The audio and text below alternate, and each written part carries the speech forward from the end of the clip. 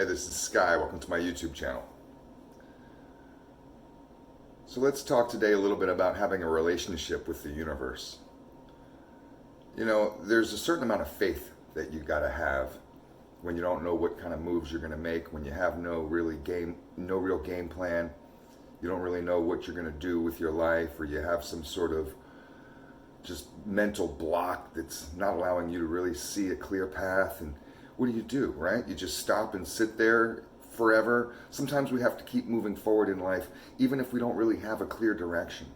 And in those scenarios, it's great to be able to have developed a kind of openness that allows you to navigate through the world with guidance, even though you don't really know where it's going to come from or how it's going to work out. This is the kind of faith that a lot of religious people have, and they look to the Lord or this kind of thing. But I'm not a heavy-duty Christian, so I kind of look at just the universe in general, because we're on a planet that's a living creature. The planet is alive, and we're a part of it. You know, we like to think that we're separate from this planet, like as if we were aliens that were dropped off here. We're not. You try to leave this earth, you'll die. You can't live out in space. You're a part of this planet. Like a tree is a part of the planet. You are too, except for you move around. There's a relationship that you can have with the earth that tribal people had, that Indians, Native Americans, whatever you want to fucking call them, that they had, that all kinds of people, Buddhists and all kinds of spiritual, I don't know if you call them religions, but philosophies, that they develop.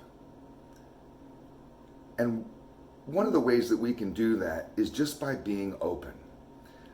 You know, you get to a point sometimes when you're at a loss, when you just don't know where to go, what to do, when you don't have a plan, that you just kind of say, at least I've been this way, you just kind of say, okay, well, whatever happens, happens, And it's kind of not being a sheep, being led by a sheep herder, because you're alone. There is no sheep herder. You're not amongst a pack of sheep. You don't have anybody to bounce things off of. Nobody's giving you good advice. And you're just like, well, I'll just see what happens. I'm just going to kind of walk down the path and see where it leads. And if it doesn't lead anywhere, turn around. I'll tell you a funny story where I was getting led by the universe. I was getting sent signs, and we have to look at the signs that are sent our way. It's good to recognize them. You never know where they're going to be, if you're blocked, if you're closed-minded, if you're not into this kind of shit, if you're just going to want to be stuck. You won't see the signs and signals being sent your way. You won't be able to. But if you're open, even if you're lost and if you're open, you can recognize the signs. They'll hit you right in your face. Sometimes they're pretty overt, and I'll tell you about a time when they were in my life. And I was in Egypt. It was 20 years ago. It was 1999, 2000. It was New Year's Eve. There's a millennium party at the pyramids in Egypt, in Cairo, in Giza. And it's supposed to be Pink Floyd playing there. 60, 70,000 people in a big festival, just like any other festival. And except for in a cool location.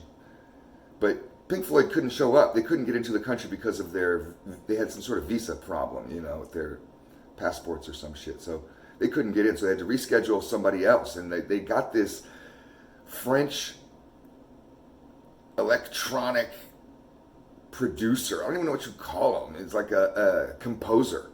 This guy, Jean-Michel Jarre. And you can go listen to his stuff on YouTube, and it's real wacky type of shit, stuff that'll put you to sleep. Well, that's who they got to do this, and it's all synthesizer music, all computer music, all different noises and shit he comes up with his computer. So they have this guy, Jean-Michel Jarre. It's a little anticlimactic, but whatever, it is what it is. So we're there. I'm in a special section with the hotel. I was staying at the Hyatt Regency. I think that's where no, not the Hyatt. I stayed at the Hyatt when I first got to Cairo. Then we stayed at the Mena House Oberoi. You Google that shit. Mena House Oberoi, the Palace at the Pyramids. It's a fucking badass hotel. They got a casino and a hotel literally right across from the pyramids. I opened my hotel room, the blinds, look out my balcony. The pyramid, main pyramid, is right there. Bam! That's right out the window. Takes up the whole view. It's just right there. I mean, I'm sitting there on the balcony at night, listening to the birds and watching the palm trees and the pyramids right there, the moon over top of it. It's crazy. It's expensive. You're going to spend as much money as you ever had in your life on a vacation like that. I know I did. So we get up to the special VIP section for the hotel at the concert, and as I'm driving up we take a shuttle bus from the hotel to their special VIP section. Their VIP, each hotel had a VIP section. You could go walk around amongst the regular people, and I did that too, but you know, paying for this hotel, they have the VIP, you might as well go up there, they got food and stuff. So I go up there, get their buffet, which was pretty decent, and you sit at tables with people. I don't think it was assigned seating or anything, but whatever.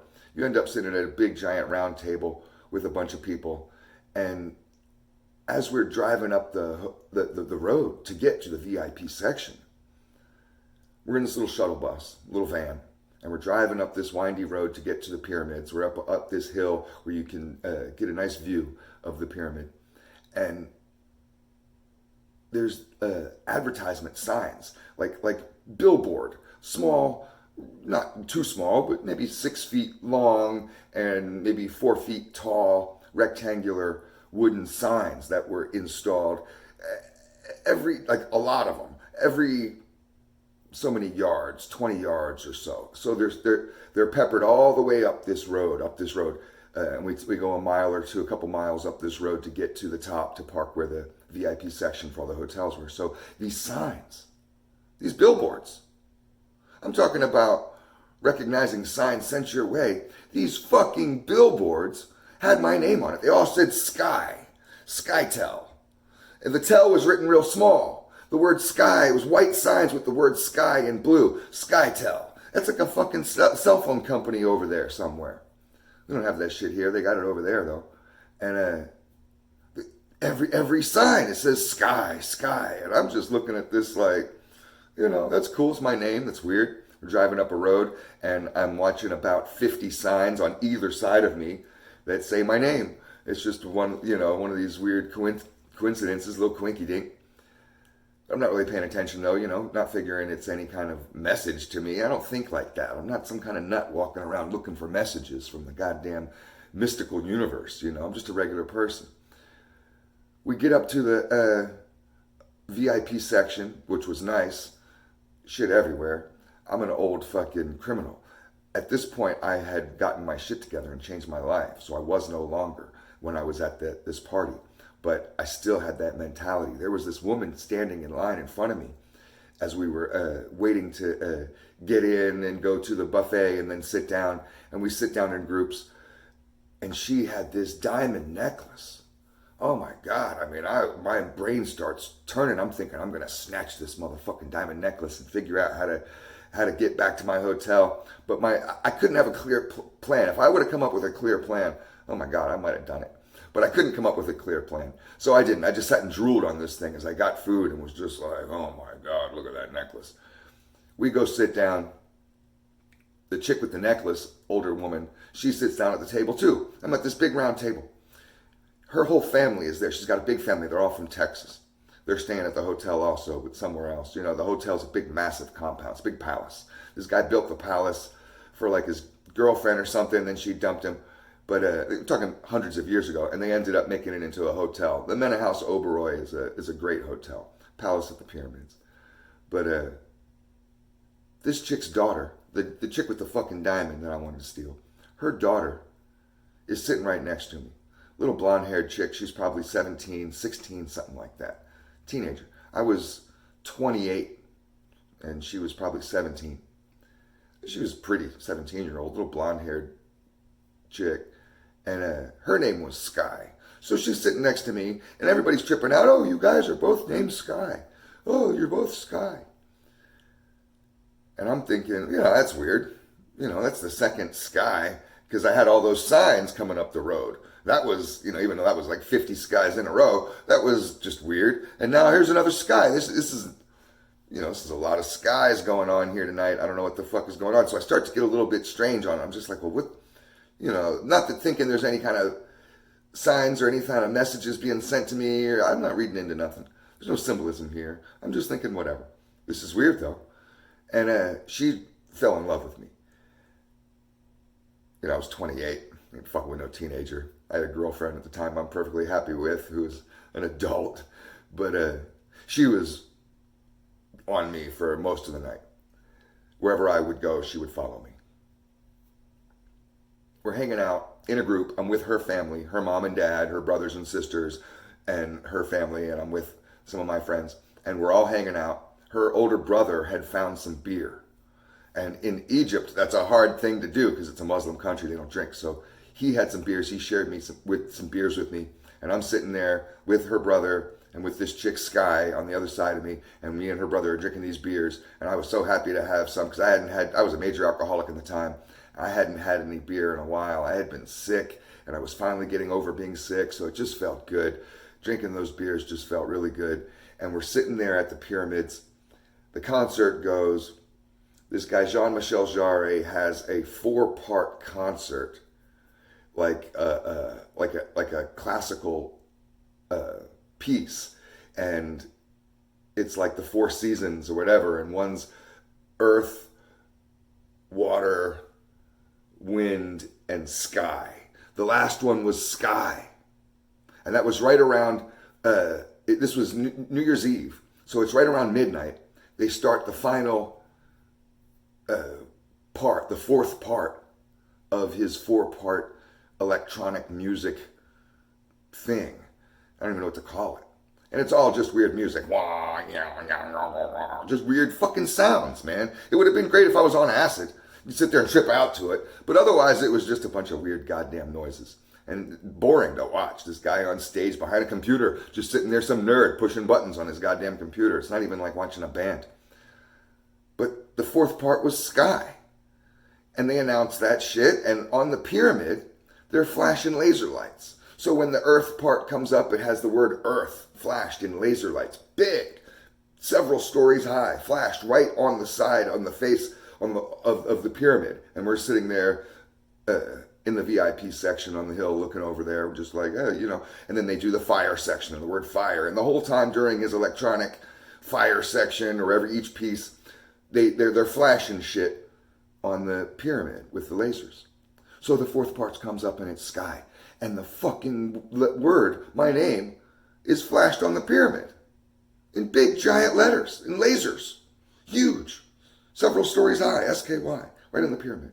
And I'm standing next to this chick, Sky, who's just, in love with me. And then there's all the goddamn signs coming up the road. So I put 3 and 3 together. I was just like, man, this is some weird shit. What the fuck is going on? And as the New Year's Eve was happening and they were doing the countdown and my name is on the pyramid and people are cheering, the people I'm with start chanting, sky, sky, sky, sky, because we're 2 skies and it's on the pyramid and they were just having fun. And I'm hearing this chanting, sky, sky, sky. And I started thinking about my whole life. All kinds of emotions started flooding out of nowhere, flooding into my brain. And it really started to feel like this was all meant to be. I was meant to be here. This was a random vacation that I didn't even know I was going to go on. And here I am, with all these fucking skies. And it's just weird. But the revelations that I had, and I won't go into it in detail because I'd have to go into a whole nother fucking 15-minute video. And my camera is not going to even allow me to film that long. You get bored watching. But I had kind of like a personal growth experience right there that had really nothing to do in most ways with anybody around me. I went into my own world. And everything just kind of is happening around me. And it's New Year's and people are chanting and there's these lasers and I just kind of go off into my own scene and zone out. And I had a really profound and powerful kind of, not a revelation, but just like a series of realizations about who I was and where I needed to go. and what I was going to do with my life. And I had been completely lost before that. That trip changed my life. If it wasn't for that trip, I never would have gone sober. I've been sober now for 20 years. For exactly 20 years. This is my anniversary. That trip is what started it. Going sober allowed me to start businesses. It allowed me to get a college degree. It allowed me to change my life in ways that I never could have done if I was still drinking. I never would have been able to make those firm decisions and to find a clear path if it wasn't for that one night. For standing on that hill, looking at those lasers and zoning out and having that whole experience. It was all so, it just felt so perfect and meant to be. And I walked away from that completely happy, content. I went to bed that night with not a clear plan, wasn't etched in stone, but I had a plan. For the first time in a long time, I had a plan. I had an idea, an inkling, a notion of what I was going to fucking do with my life. So you just never know. Pay attention to the signs that are sent to you. Pay attention. Be open. Thanks for watching.